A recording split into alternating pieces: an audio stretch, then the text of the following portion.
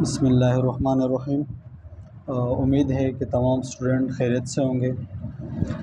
आज एक नए यूनिट स्टार्ट करने वाले हैं एनाटमी के हवाले से। आई थिंक ये हमारा लास्ट यूनिट है, जिसके बाद फ़ाइनल टर्म की तमाम पीपीटीज़ जो है वो कंप्लीट हो जाएंगी। ये लिम्फेटिक सिस्टम इतना मुश्किल नहीं है, बस थोड़ा सा कंसंट्रेट करने की ज़रूरत है और इंशाल्लाह उम्मीद है कि एक्सप्लेन करूँगा कि आप लोग को ईज़ी समझ आ जाएगा। ये कुछ ऑब्जेक्टिव है इस यूनिट के हवाले से। अगर मैं आपको पहले से लिम्फेटिक सिस्टम के हवाले से कुछ बताऊं कि लिम्फेटिक सिस्टम जो है ये बेसिकली हमारे जो बॉडी टिश्यू है उसके अंदर फ्लूइड को मेंटेन करने का काम करता है, और दूसरा ये हमारे जो इन्फेक्शंस आते हैं, जो जरासीम होते हैं, उसके अगेंस्ट ये क्या करता है, प्रोटेक्ट मैकेनिज़्म का फंक्शन परफॉर्म करता है। और ये लिम्फेटिक सिस्टम जो है ये बेसिकली हमारे इम्यून सिस्टम का एक पार्ट है। ठीक है, ये कुछ ऑब्जेक्टिव है इसमें। जब define the lymph and the lymphatic system, इसमें पढ़ेंगे कि लिम्फ क्या है, लिम्फेटिक सिस्टम क्या है, उसके बाद लिम्फेटिक ऑर्गन कौन कौन से हैं और जनरल फंक्शन क्या है लिम्फेटिक सिस्टम का। ये स्टेप बाय स्टेप हम एक एक को डिस्कस करते हैं। ठीक है, ये कुछ ओवरऑल एक प्रॉपरली एक डायग्राम बनाई गई है, जिसके अंदर जो लिम्फेटिक वेसल जो है वो डिस्ट्रीब्यूट हुए हैं और वो दिखाए गए हैं। ठीक है, अभी बात आते हैं कि लिम्फेटिक क्या होता है। Basically what is the lymphatic system? The lymphatic system contribute to homeostasis by the draining interstitial fluid as well as providing the mechanism of the defence against of the disease. मैंने आपको start में बताया था कि ये lymphatic system एक काम क्या करता है, हमारी बॉडी के होम्योस्टेसिस के मेंटेन करने में भी एक हेल्प करता है। ये कैसे हेल्प करता है? जो फ्लूइड होते हैं, जो टिश्यू के फ्लूइड होते हैं, बेसिकली उसको मेंटेन करने का काम करता है। और उसके साथ साथ अगेंस्ट दूसरा क्या काम करता है, डिफेंस का अगेंस्ट काम करता है। कोई भी बाहर से फॉरेन पार्टिकल्स आते हैं या कोई एंटीजन वगैरह आते हैं तो उसके अगेंस्ट प्रोटेक्ट का काम करता है, उनको किल करने का काम करता है। दूसरी बात है, lymphatic system consist of fluid called lymph. ये एमसीक्यूज आ सकता है। लिम्फेटिक सिस्टम के अंदर लिम्फेटिक फ्लूइड होता है, उस लिम्फेटिक फ्लूइड को हम लिम्फ कहते हैं। और ये जो लिम्फ है ये बेसिकली एक क्लियर फ्लूइड होता है। ठीक है, तो ये जहन में रखना एमसीक्यूज आ सकता है कि लिम्फेटिक के अंदर जो लिम्फेटिक फ्लूइड है उसको हम क्या कहते हैं, उसको बेसिकली लिम्फ कहा जाता है। Lymphatic system consists of fluid called lymph, lymphatic vessels called lymphatic vessels that transport the lymph, a number of structure and organs containing lymphatic tissue and red bone marrow। ये बताया जा रहा है कि lymphatic जो सिस्टम है इसके अंदर लिम्फ फ्लूइड होता है, जिसको हम लिम्फ कहलाते हैं। उसके साथ साथ इस लिम्फेटिक सिस्टम के अंदर लिम्फेटिक वेसल्स होते हैं। ठीक है, और इनका काम क्या है, लिम्फेटिक वेसल्स का काम क्या है, इसके अंदर लिम्फेटिक फ्लूइड जो है वो ट्रांसफ़र होता है number of lymphatic structure organ की तरफ, ये फ्लूइड ट्रांसफ़र होता है। और उसके साथ साथ रेड बोन मैरो की तरफ ये भी लिम्फेटिक जो लिम्फ फ्लूइड है ये भी ट्रांसपोर्ट होता है। फिर आगे लिखा है कि red bone marrow where the stem cell develop into the various type of the blood cells including lymphocyte. Red bone marrow के अंदर स्टीम सेल्स पाया जाता है, और उस स्टीम सेल का काम क्या है, मुख्तलिफ़ किस्म के सेल्स को डेवलप करना, और उनमें से एक सेल लिम्फोसाइट सेल भी डेवलप होता है। ठीक है,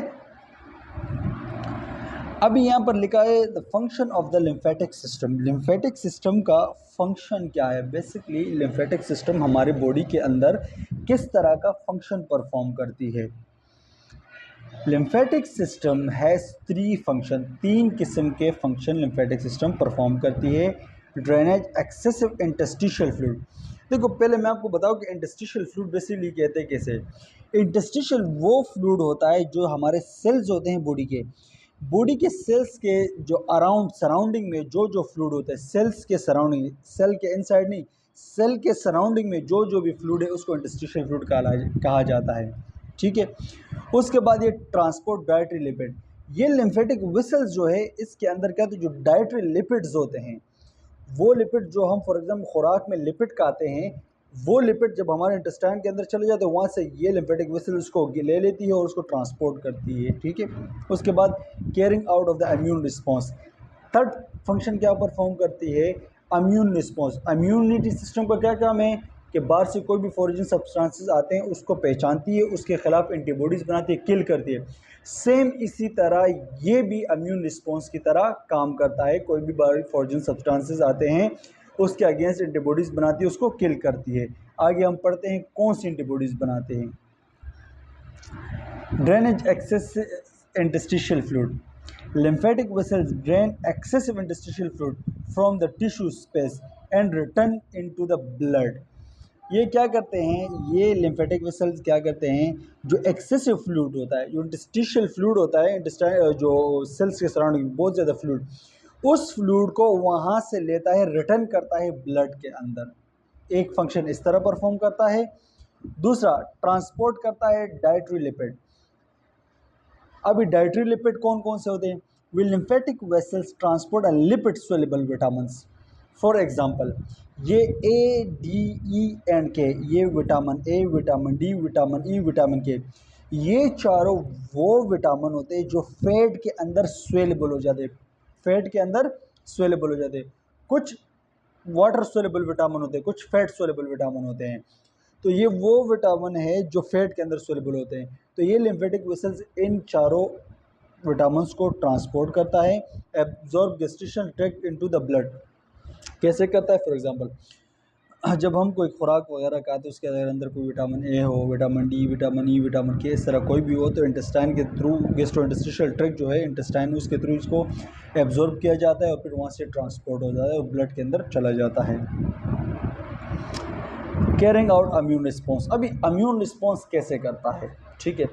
Will lymphatic tissue initiate a highly specific response directed against a particular microbes and abnormal cells।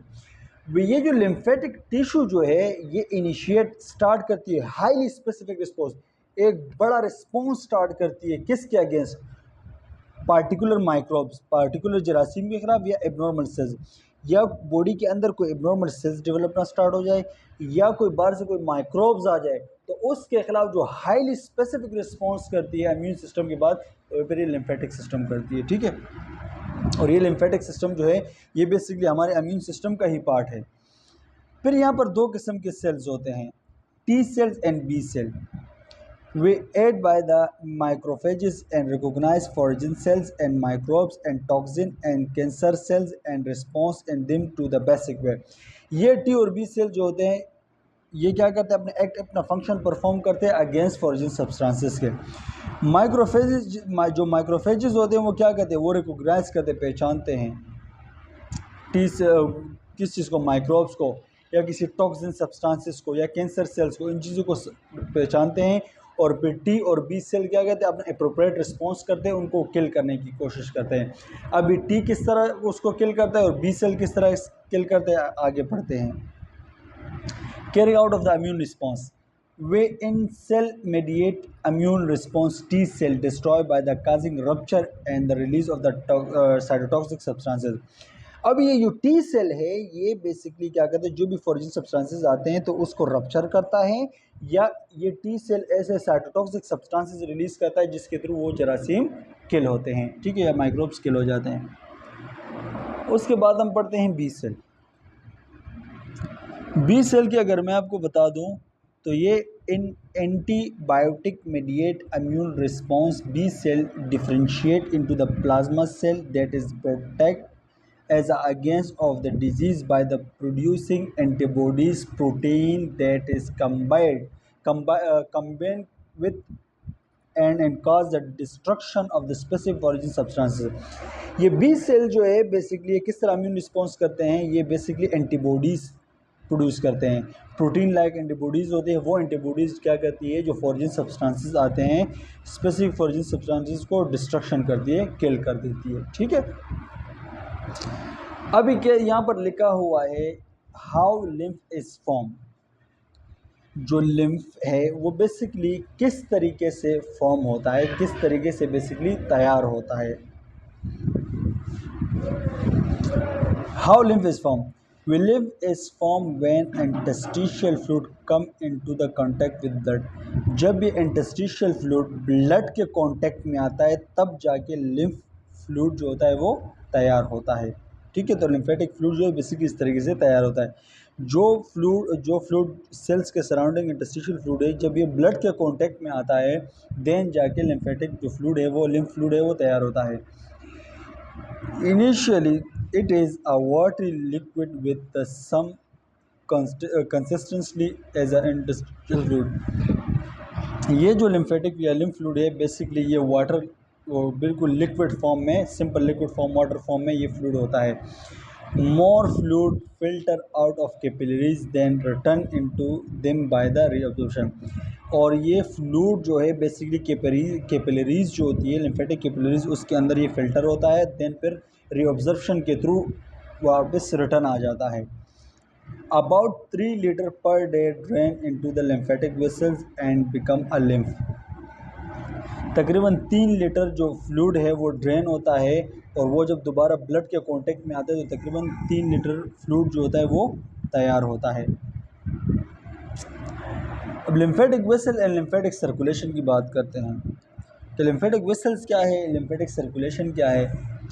Vessel being as a lymphatic capillaries, जो लिम्फेटिक वेसल्स होते हैं वो बेसिकली लिम्फेटिक कैपिलरीज से स्टार्ट होते हैं। जैसे कि मैं आपको एग्जांपल बता दूं कि ये लिम्फेटिक वेसल कैसे स्टार्ट होते हैं। अगर मैं आपको एग्जांपल बता दूं, पहले कैपिलरीज होती है, फिर आर्ट्रियूल्स, फिर आर्टरी। इसी तरह जैसे वेन्स वेस्कुलर कैपिलरीज होती है वेसल्स की, उसके बाद वेन्यूल्स होता है, देन जाके when.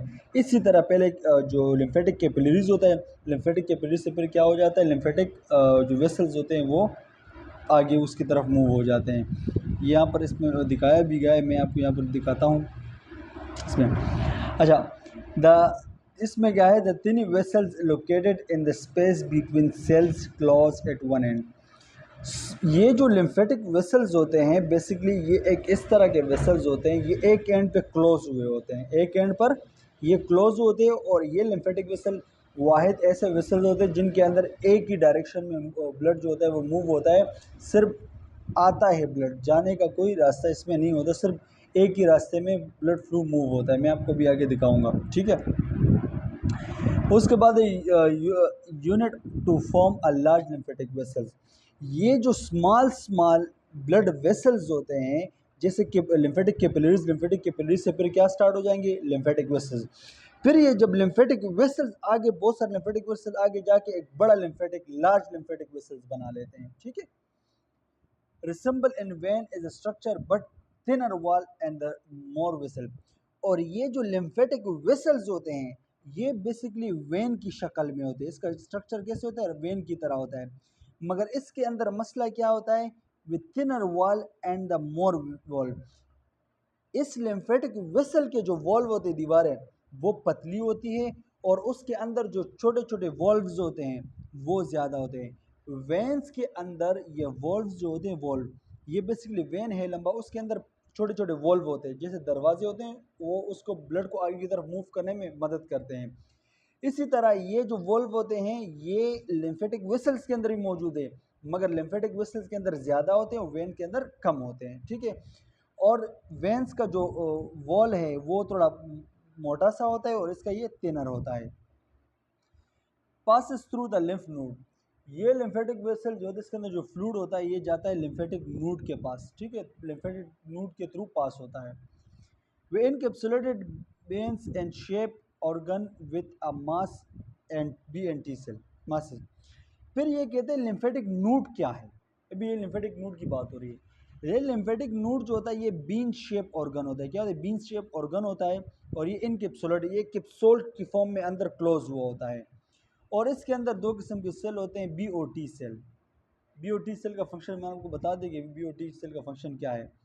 Way tissue that lack of lymphatic capillaries avascular, वो टिश्यू जिसके अंदर लिम्फेटिक कैपिलरीज नहीं होते, वो टिश्यू जिसके अंदर लिम्फेटिक कैपिलरीज नहीं होते उसको हम एवेस्कुलर टिश्यू, एवेस्कुलर कहलाए जाते हैं, ठीक है। वो सच एज, जैसे कि एवेस्कुलर कौन कौन से, जैसे कि cartilage, epidermis, cornea, central nervous system, spleen, red bone marrow. तो यहाँ पर लिम्फेटिक कैपिलरीज नहीं है, इसको हम एवेस्कुलर कहलाए जाते हैं। ठीक है, इस तरह टिश्यू को। अभी लिम्फेटिक कैपिलरीज की बात हो रही है। ये लिम्फेटिक कैपिलरीज फिर नेक्स्ट हम लिम्फेटिक कैपिलरीज से स्टार्ट करेंगे। हाफ यूनिट हमने यहाँ पर कंप्लीट कर दिया और हाफ यूनिट को हम नेक्स्ट लेक्चर में रिकॉर्ड करेंगे इंशाल्लाह।